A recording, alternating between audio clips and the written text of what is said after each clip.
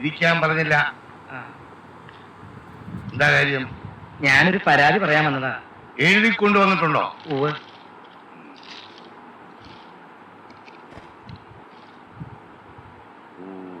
തൊഴിൽ തർക്കമാണല്ലേ? അതെ. ഇരിക്കേ. അവരെന്നെ കുടുംബത്തോടെ തട്ടിക്കളയുമെന്ന് ഭീഷണിപ്പെടുത്തിയിരിക്കുക.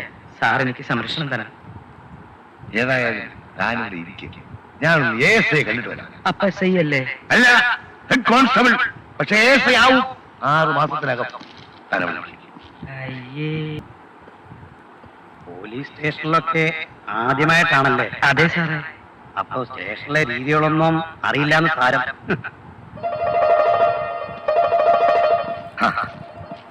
ഞാൻ ASIയോട് കാര്യങ്ങളൊക്കെ വിശദമായിട്ട് പറഞ്ഞിട്ടുണ്ട്. തൊഴിൽ തർക്കമായതുകൊണ്ട് ഒരു 500 രൂപ അദ്ദേഹത്തെ കൊടുത്തേക്കാം. അതാണോ അതിന്റെ ഒരു രീതി അല്ലേ?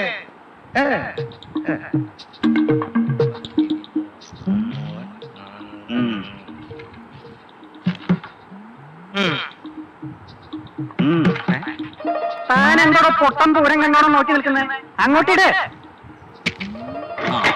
നിങ്ങൾ ഒന്നും പേടിക്കണ്ട, ഞാൻ നോക്കിക്കോളാം. പിന്നെ പോകുമ്പോ ഹെഡ് കോൺസ്റ്റബിളിന് ഒരു 200 രൂപ കൊടുത്തേരെ. അതാ അതിന്റെ രീതി.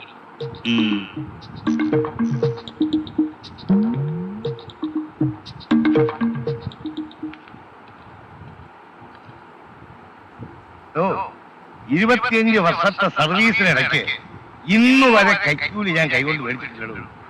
അതുകൊണ്ട് ഇങ്ങോട്ട് ഇടേ. പിന്നെ കോൺസ്റ്റബിൾമാർക്കൊക്കെ ഒരു 50 രൂപ വീതം കൊടുത്തേരെ. അതാ ഇവിടുത്തെ ഒരു രീതി. ഇനി വേറെ എന്തെങ്കിലും രീതികൾ വല്ലതും? താൻ ധൈര്യമായിട്ട് ചെല്ലേ. കാര്യങ്ങളൊക്കെ ഞങ്ങൾ ഏറ്റു.